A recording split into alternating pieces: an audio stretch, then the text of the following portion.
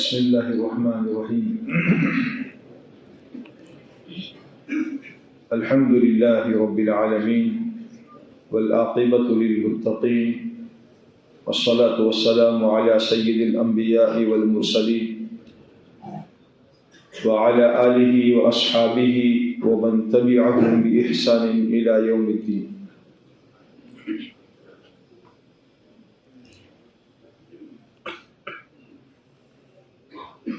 أما بعد فأعوذ بالله من الشيطان الرجيم. بسم الله الرحمن الرحيم.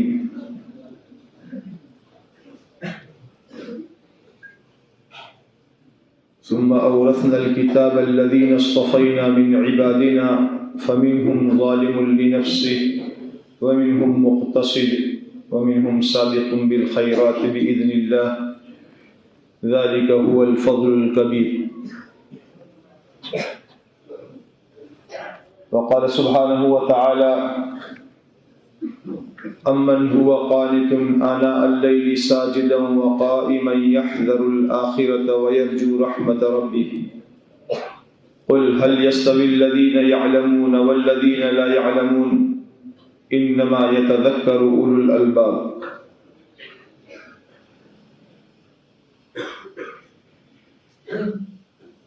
وقال سبحانه وتعالى إنا نحن نزلنا الذكر وإنا له لحافظون. صدق الله العظيم. وقال النبي صلى الله عليه وسلم في معنى الحديث من سلك طريقا يلتمس فيه علما سهل الله له طريقا إلى الجنة. وقال عليه الصلاة والسلام لا يشبع المؤمن من الخير حتى يكون منتهى الجنة أو كما قال عليه الصلاة والسلام.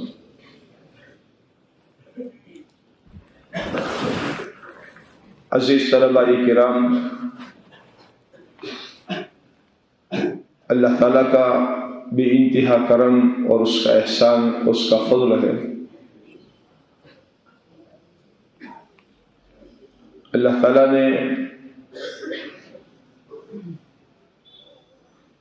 دنیا میں بہت سی ظاہری مادی نعمتوں سے ہمیں نوازا ہے. جن نعمتوں میں اللہ تعالیٰ نے دنیا کے ہر انسان کو اس میں شریک کیا ہے.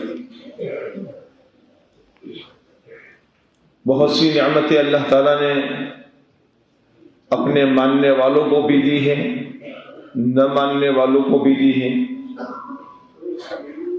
اور اپنی دیگر مخلوقات کے لیے بھی اللہ تعالیٰ نے قسم قسم کی نعمتیں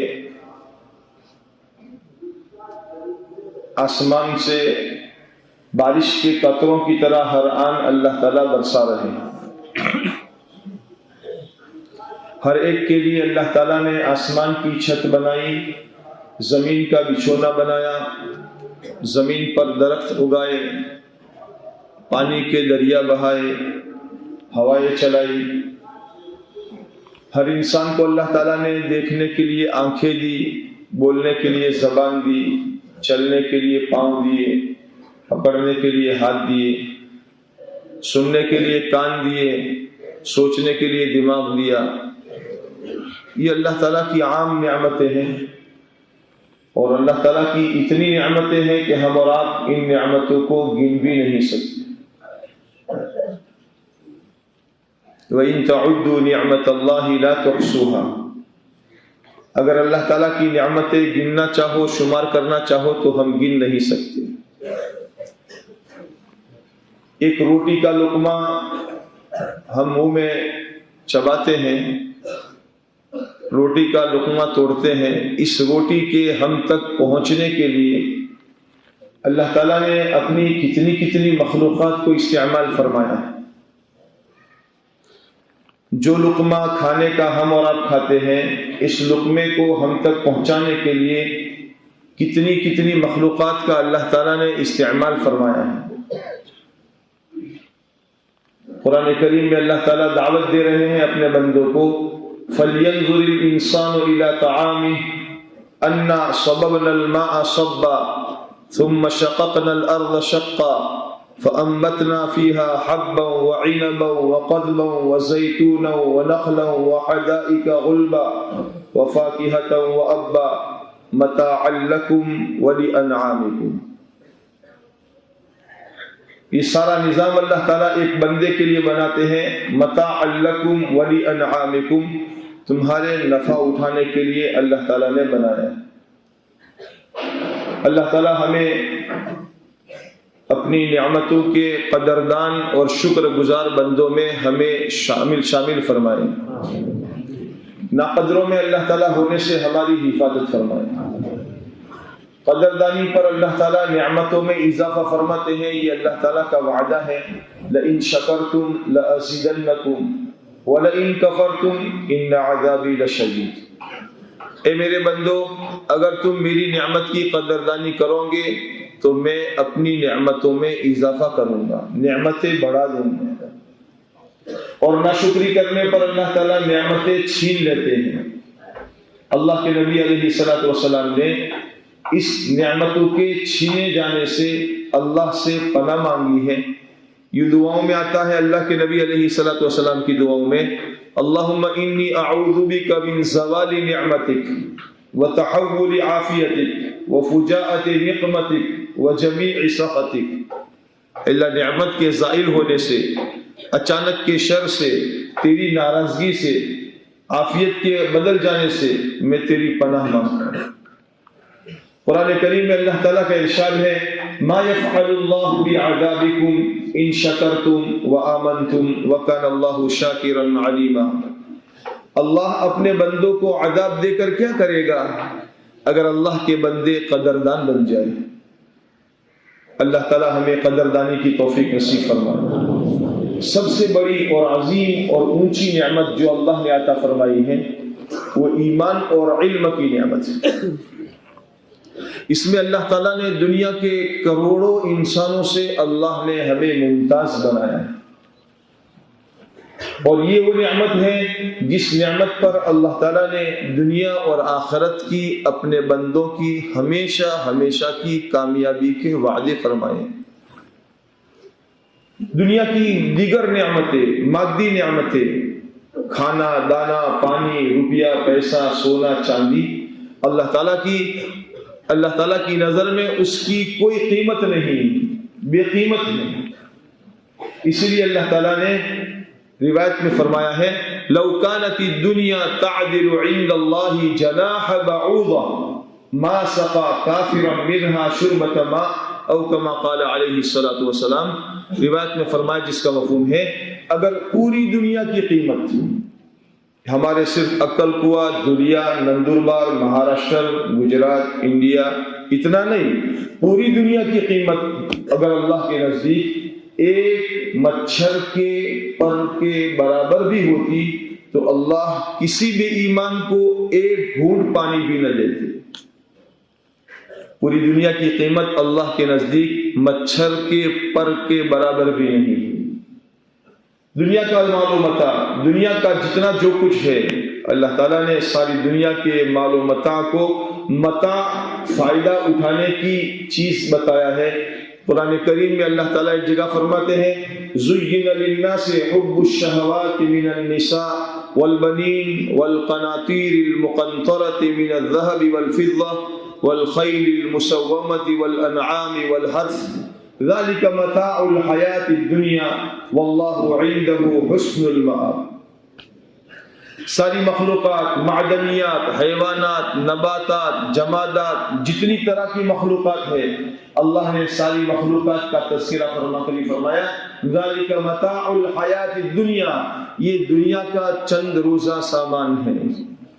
آپ حضرات عربی کتابوں میں پڑھیں گے، متاع عربی میں اسے کہتے ہیں، اس کی لغوی تحقیق کے مطابق یہ بات ملتی ہے کہ متاع کہتے ہیں کیچن میں پڑے ہوئے اس میلے کپڑے کو، جس میلے کپڑے سے دیگچی اٹھا کر چولہے سے نیچے اتاری جاتی ہے یا روٹی بنانے سے پہلے توے کی صفائی کی جاتی ہے، اس کپڑے کو عربی میں متاع کہتے ہیں.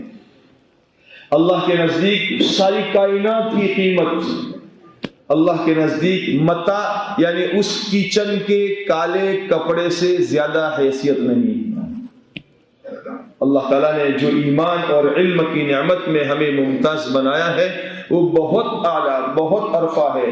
ساری دنیا کی روح، کائنات کی روح ایمان کا کلمہ لا الہ الا اللہ محمد الرسول اللہ کا لفظ اللہ، یہ ساری کائنات کی روح ہے۔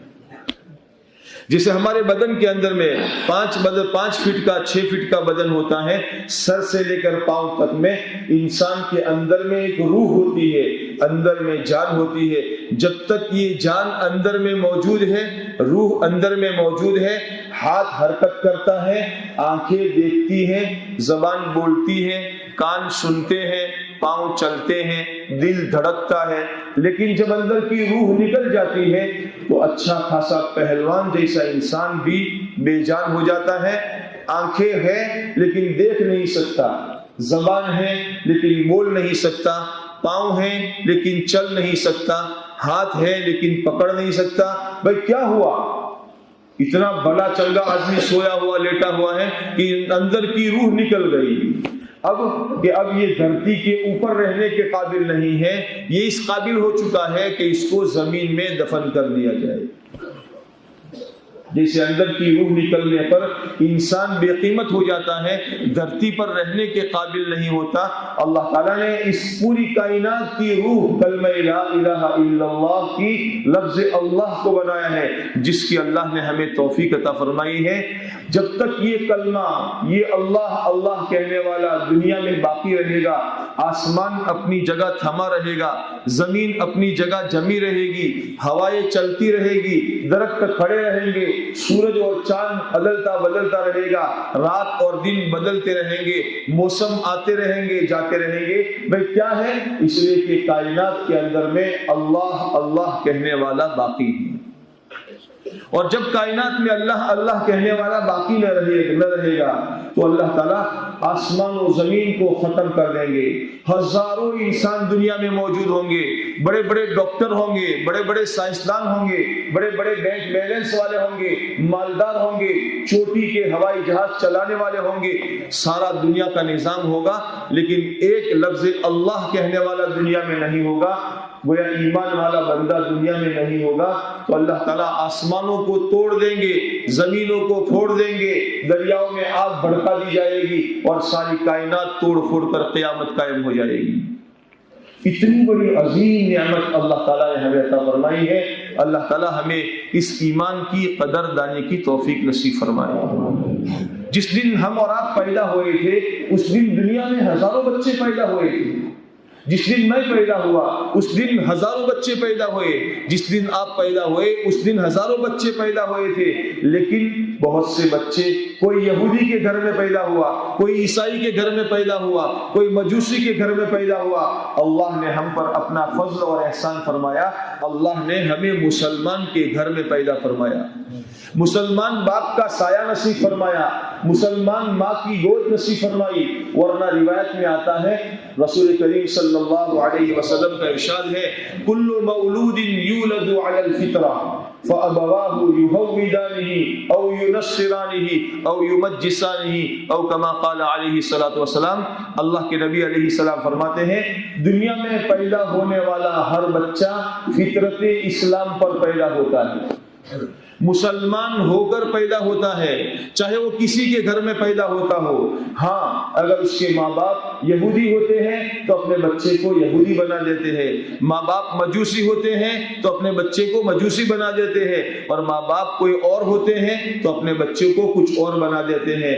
لیکن اللہ کا ہم پر کرم اور احسان یہ ہوا کہ اللہ نے ہمیں مسلمان ماں باپ کے گھرانے میں پیدا فرمایا، اور مسلمان کی گود میں، مسلمان ماں کی گود میں اللہ نے ہماری پرورش اور پروان چڑھنے کا سامان بنایا۔ یہ اللہ کا محض فضل ہے، اللہ کا انعام ہے، ہمارا اپنا ذاتی کوئی کمال نہیں ہے۔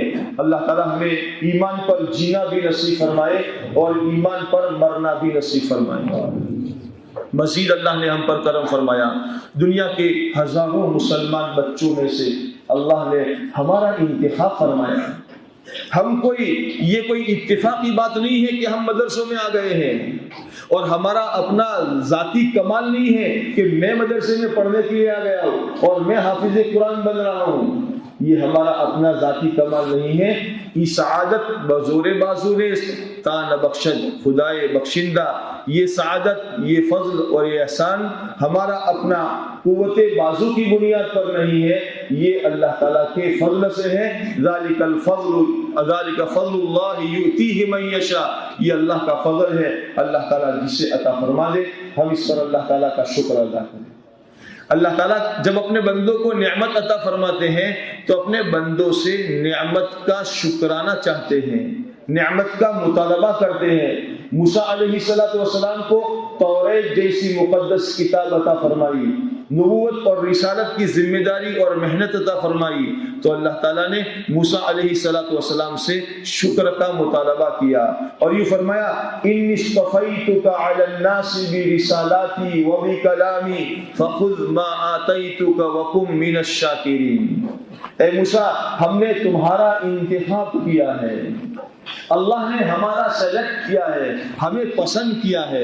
ہمارے اوپر کوئی سرخاب کے پر لگے ہوئے نہیں تھے، لیکن اللہ کا ہم پر فضل ہوا، اللہ کا ہم پر احسان ہوا اور اللہ نے ہمارے گاؤں کے رہنے والے سینکڑوں بچوں میں سے، دسیوں بچوں میں سے اللہ نے ہمارا انتخاب فرما کر قرآن اور حدیث والے علم کو لینے دینے کے لیے، اللہ نے اپنے والے اس علم کو لینے دینے کے لیے جس علم کا نزول اللہ نے براہ راست محمد الرسول اللہ صلی اللہ علیہ وسلم کے قلب مبارک پر، آپ کے دل مبارک پر جس کا القاء فرمایا تھا، اللہ نے اس علم کی حفاظت کے لیے اور اس علم کو لینے اور دینے کے لیے ہمارا انتخاب فرمایا ہے. یہ اتفاق کی بات نہیں ہے، محض اللہ کا احسان ہے. اس پر ہم اللہ تعالیٰ کا شکر ادا کریں.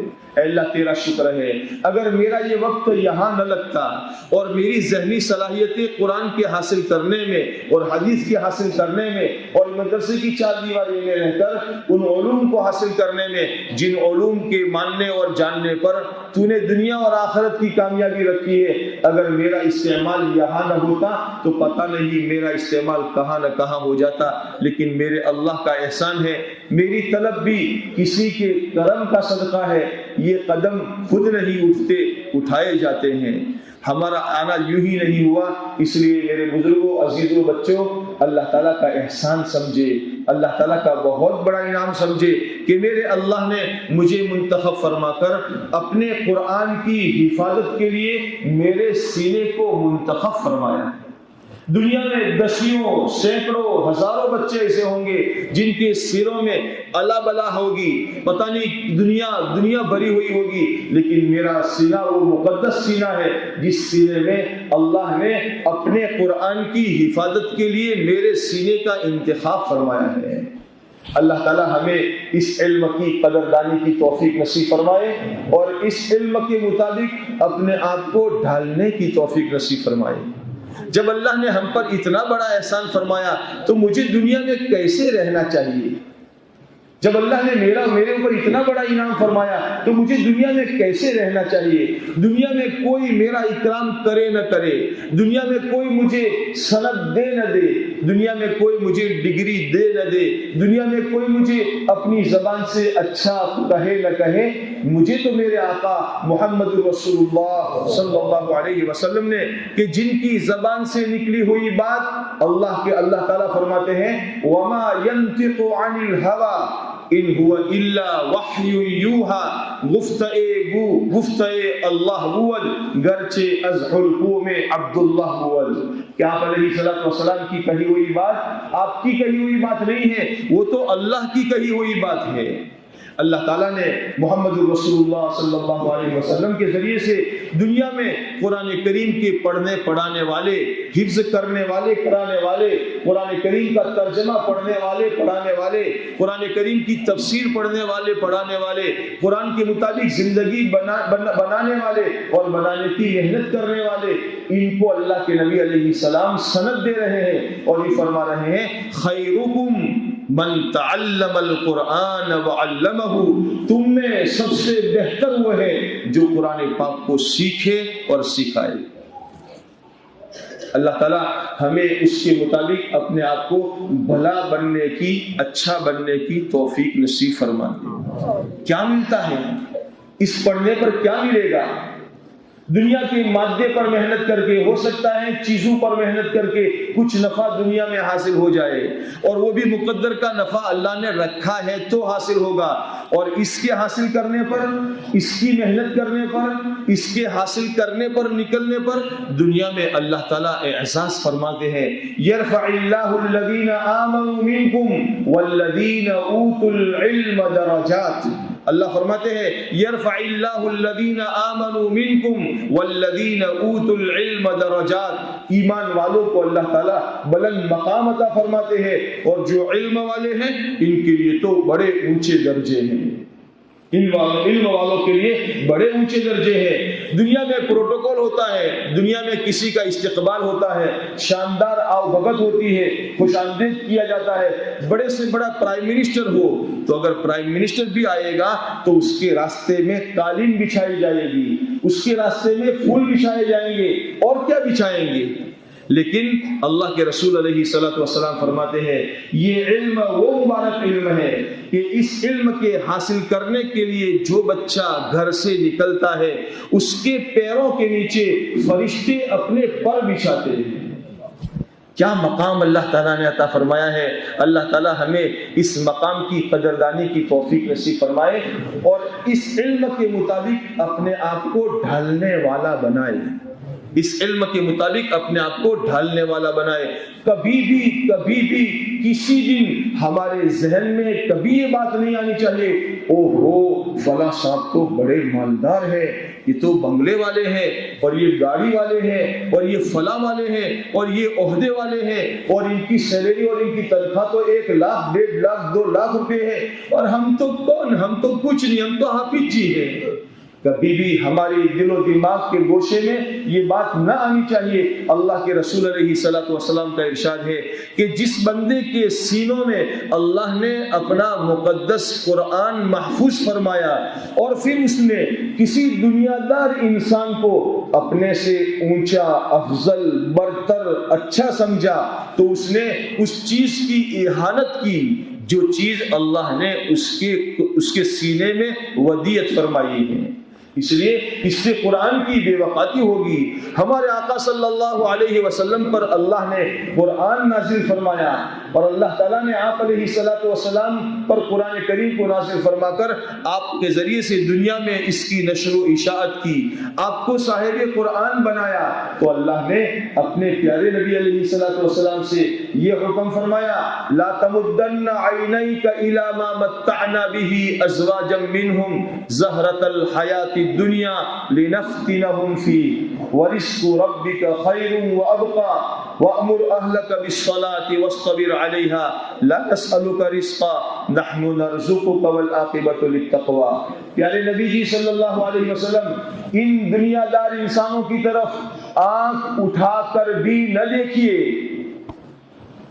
ان دنیا دار انسانوں کی طرف آنکھ اٹھا کر بھی نہ دیکھیے۔ ہم نے ان کو دنیا میں چند روزہ امتحان کا سامان دیا ہے، اللہ کی طرف سے آپ کو جو نعمت دی گئی ہے یہ نعمت دنیا اور آخرت میں خیر اور باقی رہنے والی ہے۔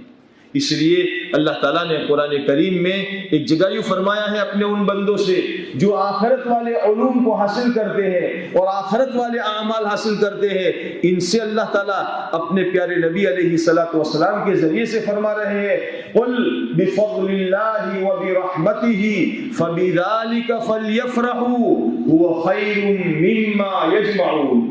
پیارے نبی جی صلی اللہ علیہ وسلم اپنے ان بندوں کو خبر سنا دیجئے کہ اللہ کے فضل پر، اللہ کی اس عنایت پر، اللہ کی اس مہربانی پر جو اللہ نے تم کو علم اور عمل کی صورت میں دی ہے، اس پر خوشیاں مناؤ۔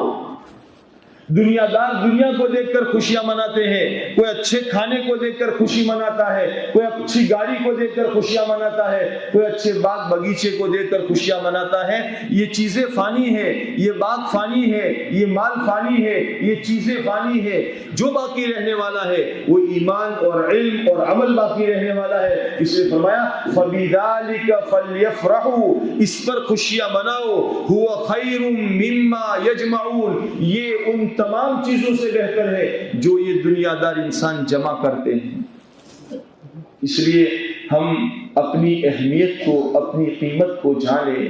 دنیا دار کوئی انسان ہماری قیمت جانے نہ جانے، ہم اپنی قیمت کو جانیں۔ جب اللہ تعالیٰ نے اپنا وہ علم قرآن کی شکل میں، قرآن کی صورت میں ہمارے سینے میں محفوظ فرمایا ہے تو ہمیں کیسا رہنا چاہیے، ایک مسلمان کیسا ہونا چاہیے، ایک طالب علم کیسا ہونا چاہیے، پڑھنے کے زمانے میں پڑھنا ہمارا کس طرح ہونا چاہیے، علم کو حاصل کس طرح کیا جائے، ہم اس کو سوچنے والے بنے، سمجھنے والے بنے۔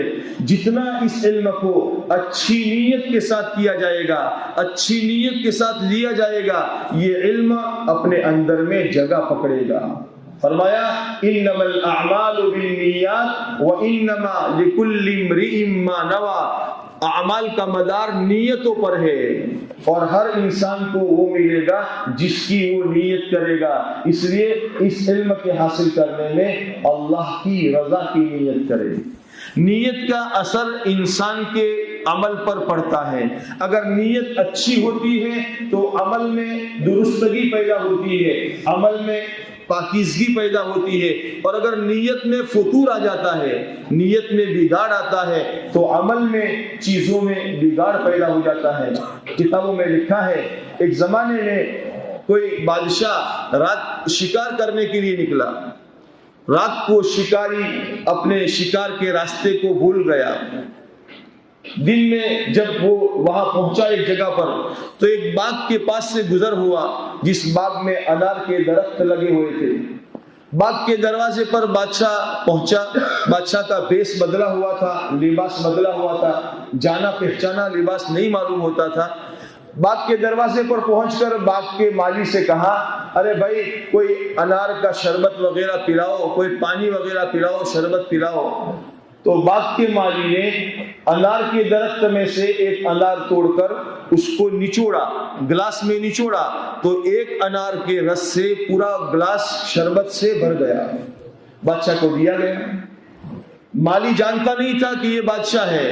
بادشاہ کے دل میں نیت میں فطور آیا، اچھا میری بادشاہت میں، میرے ملک میں ایسے باغ ہے جس باغ کے انار کا ایک پھل نچوڑنے سے پورا گلاس بھر جاتا ہے، تو ایسے باغ پر تو ٹیکس لگانا چاہیے تاکہ اس ٹیکس کا پیسہ ہماری تجوری میں آئے گا۔ بادشاہ کی نیت میں بگاڑ پیدا ہوا، زبان سے کچھ نہ کہا۔ دوسری مرتبہ باغ کے مالی سے کہا اچھا بھئی اب جا ہی رہے ہیں تو ایک گلاس اور پلا دو۔ باغ کے مالی نے انار توڑا، نچوڑا، تھوڑا دو چار قطرے آئے، پھر دوسرا توڑا، پھر نچوڑا، پھر ایک آدھ تھوڑا سا نکلا، یوں 8-10 انار توڑ کر نچوڑے، جب جا کر پورا گلاس بھرا۔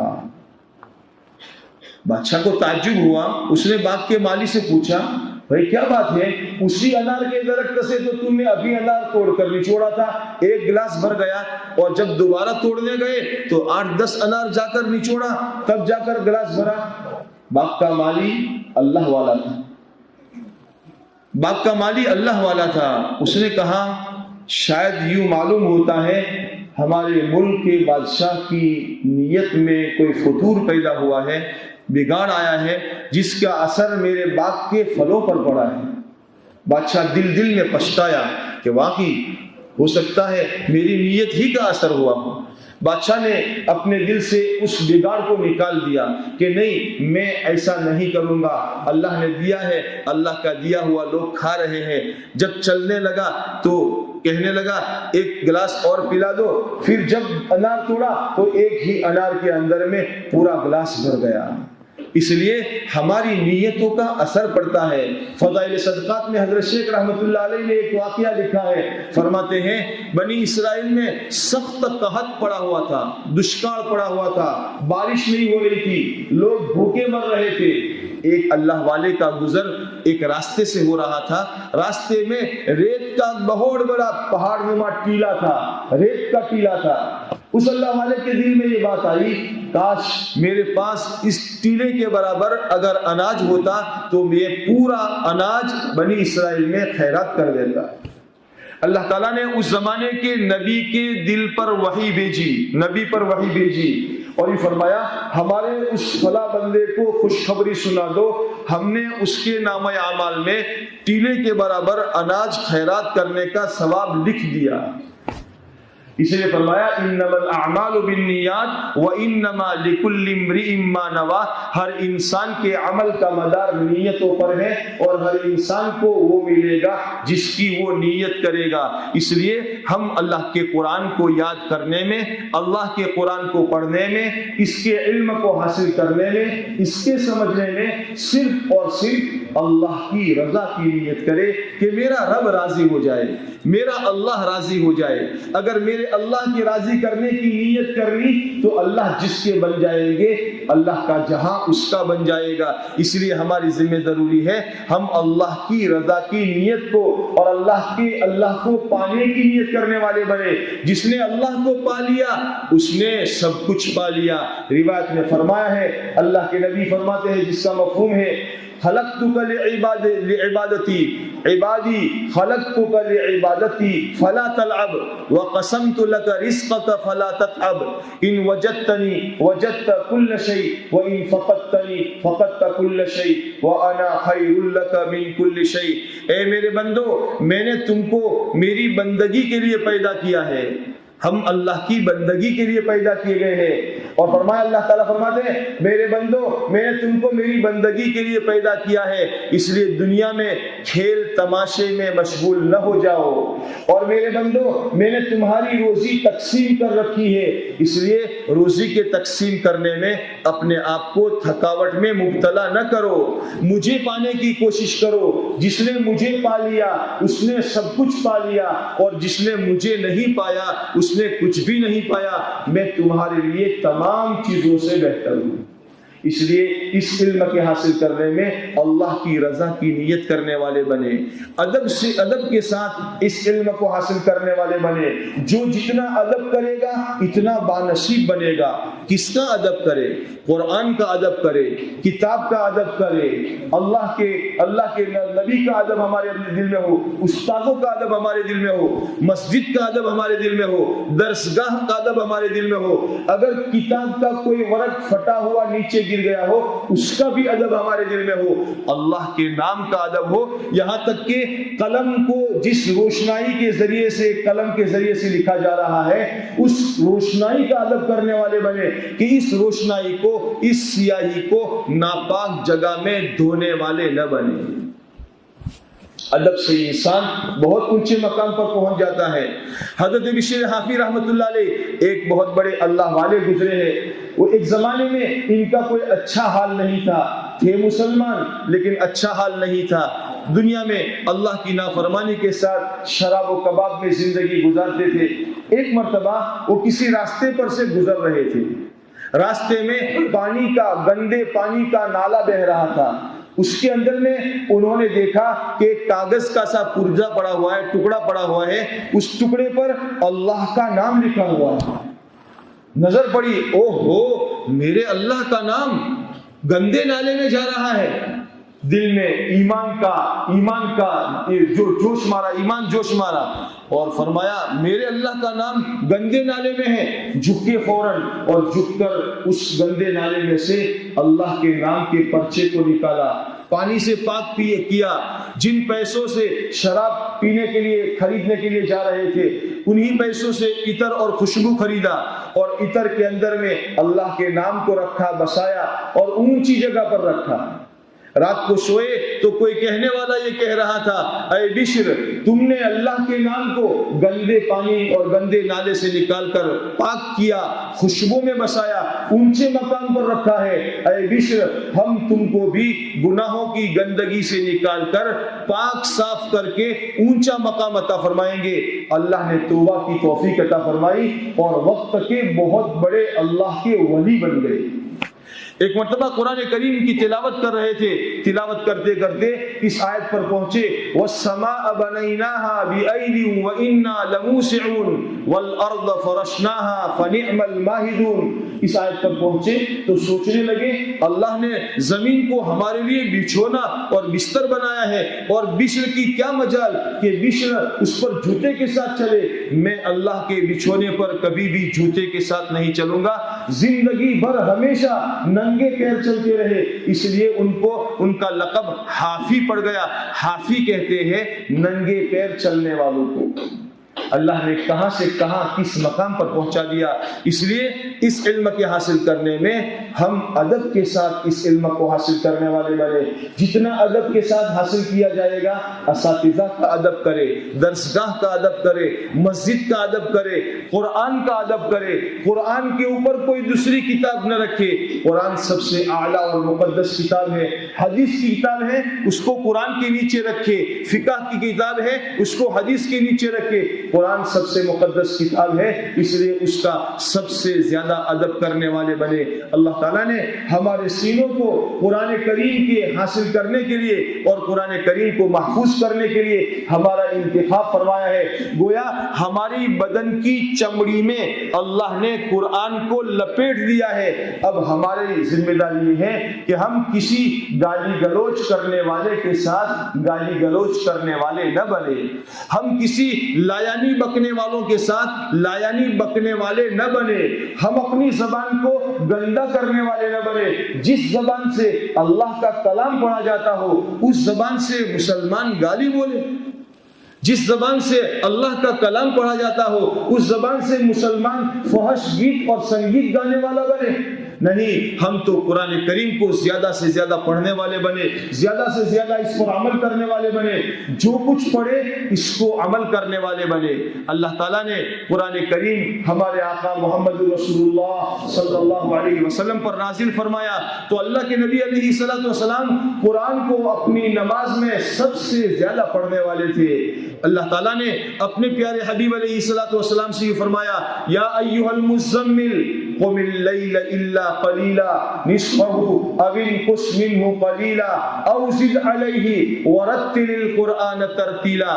اس لیے اللہ کے نبی علیہ الصلوۃ والسلام بہت سی مرتبہ اتنی لمبی لمبی نمازیں پڑھتے تھے، ایک ایک رکعت میں ایک پارہ، دو پارہ، تین پارے، چار پارے، یہاں تک کی روایتوں میں آتا ہے پونے چھ پارے ایک رکعت کے اندر میں اللہ کے نبی علیہ الصلوۃ والسلام پڑھ رہے ہیں۔ اتنا پڑھ رہے ہیں کہ اللہ کے نبی علیہ الصلوۃ والسلام کے پاؤں مبارک پر ورم آ جاتا ہے۔ ہاں، ہم یہ نہ سمجھے کہ ہمارے لیے تو انا اعطیناک الکوثر اور قل هو اللہ احد ہے، نہیں، کبھی کبھی اللہ کے نبی علیہ الصلوۃ والسلام کی سنت کو زندہ کرنے کے لیے سورہ بقرہ پڑھے، سورہ نساء پڑھے، سورہ آل عمران پڑھے، سورہ انعام پڑھے، اس طریقے سے لمبی لمبی سورتیں پڑھے۔ اللہ تعالیٰ اپنے پیارے نبی علیہ الصلوۃ والسلام کو تسلی دے رہے ہیں، طٰہٰ ما انزلنا علیک القرآن لتشقیٰ، اے نبی جی اللہ نے قرآن آپ پر اس لیے نہیں اتارا کہ آپ اپنے آپ کو مشقت میں ڈالیں۔ اس لیے ہم اللہ کے نبی علیہ الصلوۃ والسلام کی امتی ہیں، اللہ کے نبی علیہ الصلوۃ والسلام کے طرز پر آپ کے نمونے کے مطابق ہم اپنے آپ کو ڈھالنے والے بنے۔ جیسے اللہ کے نبی علیہ الصلوۃ والسلام نے عملی میدان میں اپنے آپ کو سب سے آگے رکھا، اچھی سے اچھی نماز پڑھی۔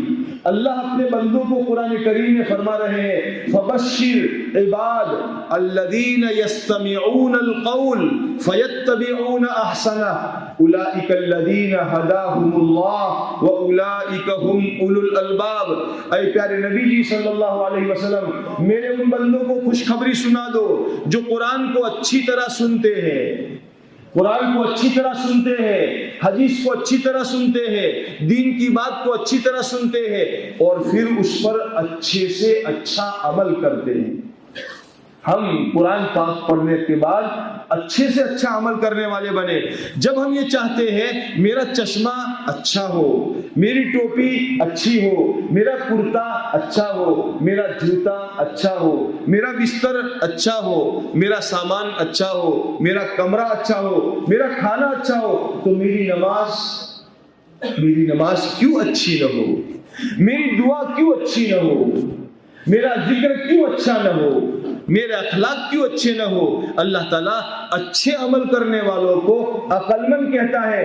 یہ فرمایا اولئک الذین ھداھم اللہ واولئک ھم اولو الالباب، یہ پکے ایمان والے ہیں، یہ ہدایت والے ہیں اور یہ سمجھدار اور عقل والے ہیں.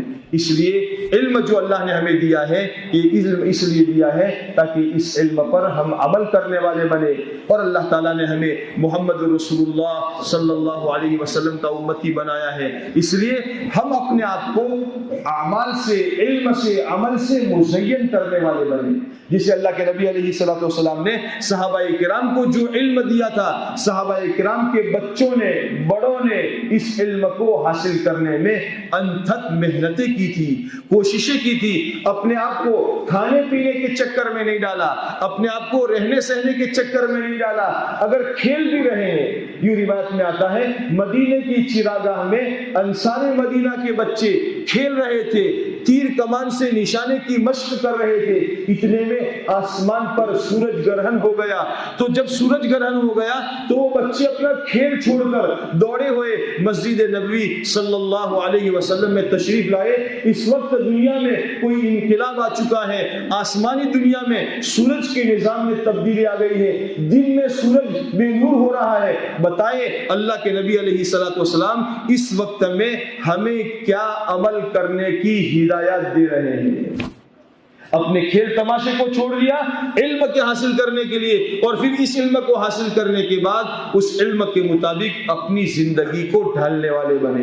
اتنا اندر میں شوق شہادت پیدا ہو چکا، اپنی جان اللہ کی نسبت پر لگانے کا اتنا ذوق پیدا ہو چکا کہ 12-13 سال کے بچے حضور صلی اللہ علیہ وسلم کی خدمت میں آ کر یوں فرما رہے ہیں، اے اللہ کے نبی علیہ الصلوۃ والسلام، جس میدان میں جماعت لے کر آپ جا رہے ہیں، جس میدان میں آپ بڑوں کو لے کر جا رہے ہیں، پنجوں کے بل کھڑے ہو کر اللہ کے نبی سے فرماتے تھے، اے اللہ کے نبی علیہ الصلوۃ والسلام، مجھے بھی شہادت کا شوق ہے، اللہ کی نسبت پر جان دینے کا شوق ہے، اے اللہ کے نبی علیہ الصلوۃ والسلام مجھے بھی لے جائے. حالانکہ 12-13 سال کا بچہ وہ تو کھیل تماشوں میں لگنے والا بچہ ہوتا ہے. اس سے بھی زیادہ آگے اللہ کے نبی علیہ الصلوۃ والسلام ابھی مدینہ طیبہ میں پہنچے نہیں ہیں. مصعب بن عمیر رضی اللہ تعالیٰ عنہ نے اللہ کی دین کی محنت کے لیے اپنے آپ کو 1 سال کے لیے مدینہ منورہ تک بھیجا تھا. اللہ کے نبی علیہ الصلوۃ والسلام نے 1 سال مصعب بن عمیر رضی اللہ تعالیٰ عنہ نے مدینہ منورہ میں جا کر محنت کی.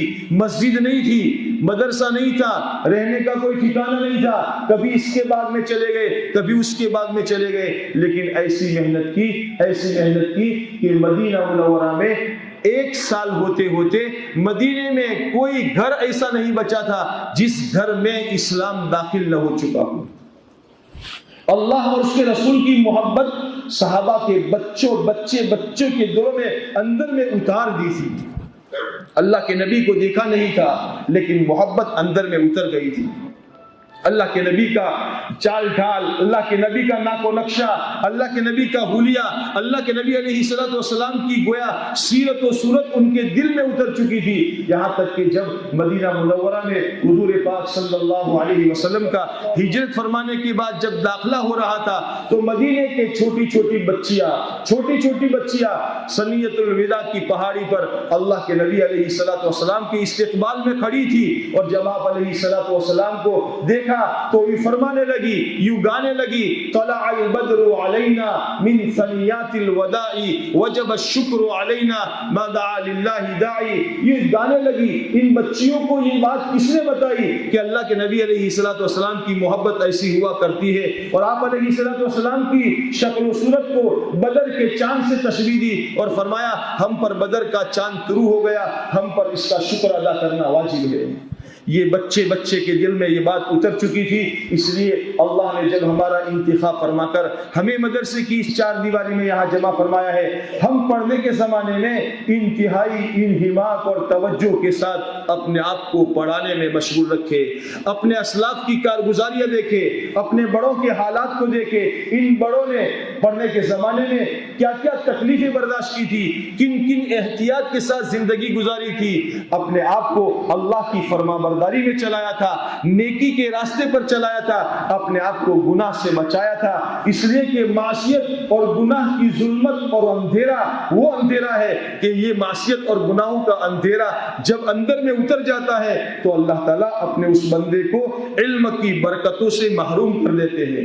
نقوش تو اس کے دماغوں میں محفوظ ہو جاتے ہیں لیکن علم کی برکتوں سے اللہ تعالیٰ محروم کر دیتے ہیں۔ اس لیے بارہا اپنے اساتذہ سے سنا ہوگا، امام شافعی رحمۃ اللہ علیہ نے اپنے استاد سے اپنے حافظے کی کمی کی شکایت کی، شکوت الی وکیع سوء حفظی فاوصانی الی ترک المعاصی فان العلم نور من الہی ونور اللہ لا یعطی لعاصی۔ فرماتے ہیں میں نے میرے استاد سے شکایت کی کہ میرا حافظہ کام نہیں دیتا، میرا دماغ کمزور ہے۔ آپ نے مجھے وصیت فرمائی بیٹے اپنے آپ کو گناہوں سے بچا لیا کرو، اس لیے کہ گناہ معصیت ہے اور ایک معصیت اور اللہ کا علم ایک دل میں جمع نہیں ہو سکتا۔ اس لیے پڑھنے کے زمانے میں بہت احتیاط کے ساتھ، تقوی کے ساتھ، اللہ کی مان کر، اللہ کو مان کر، نبی کو مان کر، نبی پاک علیہ الصلوۃ والسلام کی مان کر اپنے آپ کو محتاط بنا کر چلانے والے بنے۔ ایک مسلمان دنیا میں کیسا ہو سکتا ہے، ایک پڑھا لکھا بچہ دنیا میں کیسا ہو سکتا ہے؟ ہماری وجہ سے ہمارے مدرسے کی بدنامی نہ ہو، ہماری وجہ سے ہمارے اساتذہ کی بدنامی نہ ہو کہ بھئی یہ کون شرارت کرنے والے ہیں، کہ یہ تو اشاعت العلوم عقل قوہ کے مدرسے کے پڑھنے والے بچے۔ اگر ہم شرارت کریں گے، ہم کوئی گناہ کریں گے، ہم کوئی برا یا گندا کام کریں گے، اس کی وجہ سے ہمارا مدرسہ بدنام ہوگا، ہمارے اساتذہ پر بدنامی داغ لگے گا، اور سب سے بڑا داغ ہمارے آقا محمد رسول اللہ صلی اللہ علیہ وسلم پر لگے گا۔ کیا ہے بات کہ یہ محمد صلی اللہ علیہ وسلم کا امتی، یہ قرآن کا حافظ جو قرآن کو اپنے سینے میں لیا ہوا ہے اور یہ ایسی حرکتیں کرتا ہے۔ اس لیے ہم ایسی ہر حرکت سے باز آنے والے بنے، اپنے آپ کو عمل سے مزین کرے، اور چونکہ اللہ تعالیٰ نے قرآن اس لیے نازل کیا ہے تاکہ اس کی ترویج اور اشاعت کر کے اس کو اللہ کے بندوں تک پہنچایا جائے۔ اللہ کے نبی علیہ السلام کو یہ ذمہ داری دی گئی ہے، یا ایھا الرسول بلغ ما انزل الیک وان لم تفعل فما بلغت رسالتہ۔ اے پیارے نبی جی صلی اللہ علیہ وسلم، جو قرآن ہم نے آپ پر نازل کیا ہے اس کی تبلیغ کیجئے، اس کی اشاعت کیجئے۔ اس لیے پڑھنے کے زمانے میں، پڑھنے کا زمانہ ہمارا بننے کا زمانہ ہے، اور بننے کے زمانے کے ساتھ ساتھ ہم اس کی مشق کرنے والے بنے کہ جو علم اللہ تعالیٰ نے قرآن اور حدیث کی صورت میں ہمیں نصیب فرمایا ہے، جس علم کے لیے اللہ نے ہمارا انتخاب فرمایا ہے، یہ علم ہماری ذاتی ملکیت اور ذاتی جائیداد نہیں ہے۔ اس علم میں ہمارے گاؤں والوں کا، بستی والوں کا، محلے والوں کا، ہمارے بیپاریوں کا، ہمارے مزدوروں کا، ہمارے مردوں کا، عورتوں کا، ہر ایک کا حصہ ہے۔ اس لیے یہ حصہ ان تک پہنچانے کے لیے مدرسے کی چار دیواری میں رہنے کے زمانے میں اس کی مشق کرے کہ 24 گھنٹے میں سے پونے 24 گھنٹے اپنے آپ کو خوب پڑھنے میں لگائے، محنت اور توجہ کے ساتھ پڑھے، لیکن 24 گھنٹے میں سے روزانہ کے 15 یا 20 منٹ اس میں سے تھوڑی دیر کا روزانہ کا ہمارا مشورہ، اور 10 منٹ کی روزانہ کی اپنے دوستوں کی، ساتھیوں کی ملاقات کر کے ایمان اور ایمان کی باتیں ان سے کہنا، پڑھنے اور پڑھنے کے فضائل بیان کرنا، مدرسے میں آ کر اوقات گزاری کیسے کرنا، اساتذہ کے ادب کے ساتھ علم کیسے حاصل کرنا، اور اپنے آپ کو عمل کا پابند کیسے بنانا۔ روزانہ 10 منٹ کے اندر اپنے کمرے میں رہنے والے، پاس کے کمرے میں رہنے والے، ہمارے دارالاقامہ میں رہنے والے ہر کمرے کے ہر بچے کی ملاقات کا ایسا نظام بنانا کہ ہر ہفتے میں، 15 دن میں، مہینے میں ہر بچے کی ملاقات ہو جائے۔ اس لیے روزانہ کے 24 گھنٹے میں سے روزانہ کے 20 منٹ فارغ کر کے مسجد وار جماعت میں بیٹھ کر مشورہ کرنا اور مشورہ کر کے گزشتہ کل کی کارگزاری اور آئندہ کی ملاقات طے کر کے آئندہ کی ملاقات کے لیے اپنے ساتھیوں میں جا کر محنت کرنا. آئندہ جو ہمارے سامنے تقاضے ہیں 24 گھنٹے کی جماعت بنانی ہے یا لمبی چھٹیوں میں 40 دن کی جماعت بنانی ہے, ان تقاضوں کو لے کر اپنے ساتھیوں کے پاس جانا اور ان میں محنت کرنا.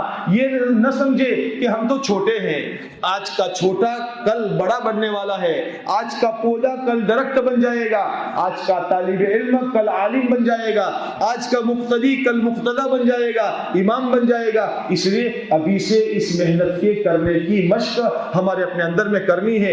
اور اسی طریقے سے ہفتے میں 2 گشتوں کا اہتمام کرنے والے بنے.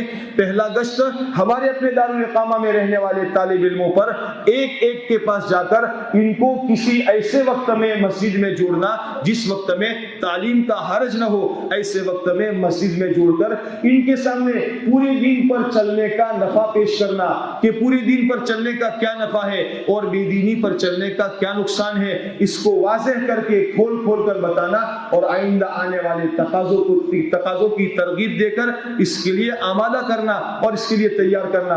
اور ہمارا دوسرا گشت مدرسے کے چار دیواری میں رہنے والے اس اسٹاف پر ہو جس اسٹاف کا تعلق براہ راست پڑھنے پڑھانے سے نہیں ہے. وہ آفس میں کلرک کا کام کرتے ہیں یا مسجد مدرسے کی چار دیواری میں صفائی کا کام کرتے ہیں یا کچن کے اندر میں روٹی پکانے کا کام کرتے ہیں یا باورچی خانے میں جو بھی کام کرتے ہیں, ایسے اسٹاف کے اندر میں جو مدرسے کی متعلقات میں سے ہے ان پر محنت کر کے ایسی محنت کرنا کہ وہ مدرسے کی چار دیواری میں رہتے ہوئے یہاں سے بہت کچھ آخرت کی فکر کو لے کر جانے والے بنے.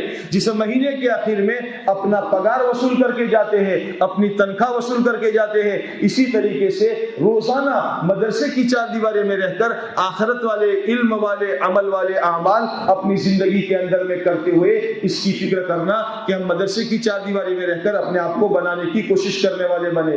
اسی لیے اور اسی طرح مہینے میں 4 جمعہ ہوتی ہے, اگر 2 جمعرات کو ہماری انجمن کی باری ہوتی ہے, اس کو چھوڑ کر بقیہ جمعرات کو ہم اپنی ترتیب بنا کر 24 گھنٹے کی جماعتیں بنا کر اطراف کی مسجدوں میں یا اطراف کے دیہاتوں میں جتنا دور سے دور جا سکے اپنے آپ کو وہاں 24 گھنٹے کے گزارنا, اعمال کے ساتھ گزارنا, تاکہ ہمارے ذریعے سے ان بستی والوں کا فائدہ ہو جائے, کچھ سیکھنے سکھانے کی محنت ہو جائے. اگر اس محنت کے ساتھ رلنا ملنا ہمارا ہوگا تو انشاءاللہ سال کے اخیر میں لمبی چھٹیوں کے موقع پر ہمارے لیے 40 دن کا وقت فارغ کرنا ہمارے لیے آسان ہو جائے گا. چھٹیوں میں ہر بچے کی تمنا ہوتی ہے کہ 10 مہینے مدرسے میں رہنے کے بعد اب ماں باپ کے پاس جائیں گے, گھر جائیں گے, مزہ آئے گا, بھائی بہنوں سے ملیں گے, کھیلیں گے اور یہ کریں گے وہ کریں گے. بہت اندر کی تمنا یہ ہوتی ہے, لیکن جو بچہ بھی گھر پر جاتا ہے 1 دن 2 دن 3 دن کے بعد پھر مزہ پھیکا پڑ جاتا ہے. یہ مزہ جو ہوتا ہے 2-4 دن کا مزہ ہوتا ہے, پھر مزہ پھیکا پڑ جاتا ہے. اپنے ماں باپ کا ذہن بنا کر ان کو اس بات کی ترغیب دینا کہ میں تو مدرسے سے سیدھا 40 دن کے لیے انشاءاللہ اللہ کے راستے میں جاؤں گا اور بقیہ 20 دن انشاءاللہ تمہارے پاس تمہاری خدمت میں آیا کروں گا.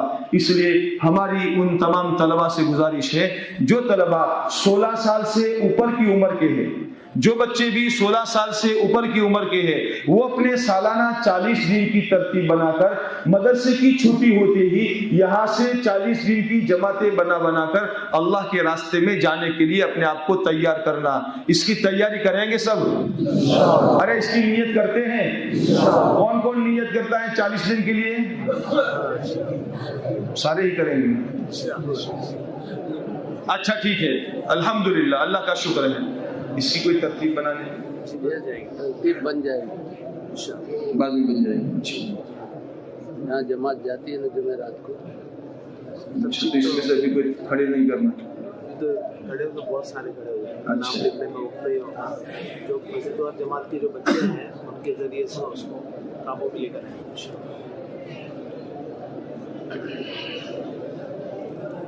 اچھا جی, درود شریف پڑھیں. اللهم يا رب لك الحمد كما ينبغي لجلال وجهك والعظيم سلطانك. اللهم لك الحمد لا نحصي ثناء عليك أنت كما أثنيت على نفسك. اللهم صل على سيدنا مولانا محمد وعلى آل سيدنا مولانا محمد وبارك وسلم. يا ذا الجلال والإكرام يا حي يا قيوم برحمتك نستغيث اللهم ربنا اغفر لنا ذنوبنا وإسرافنا في أمرنا وثبت أقدامنا وانصرنا على القوم الكافرين اللهم علمنا ما ينفعنا وانفعنا بما علمتنا وزدنا علما اللهم علمنا ما ينفعنا وانفعنا بما علمتنا وزدنا علما يا حي يا قيوم برحمتك نستغيث اے اللہ ہمارے گناہوں کو معاف فرما ہماری قصور سے درگزر فرما ہماری سیئات کو حسنات سے مبدل فرما دین کی عظیم محنت کے لیے تو ہمیں قبول فرما مولا قرآن و حدیث کی شکل میں جو تو نے نعمت ہمیں عطا فرمائی ہے ہمیں اس کی قدر لانے کی توفیق عطا فرما اس پر عمل کرنے کی توفیق عطا فرما اس کو اس کے مصرف پر خرچ کرنے کی توفیق عطا فرما اس کی اشاعت کے لیے ہمیں قبول فرما اے اللہ کرم کا فضل کا معاملہ فرما ہمارے کہنے سننے کو قبول فرما موت سے پہلے موت کی تیاری کی توفیق عطا فرما امام درما بعد الموت میں برکت نصیب فرما سکرات موت سے لے کر جنت میں جانے تک کے راستے کو ہمارے لیے آسان فرما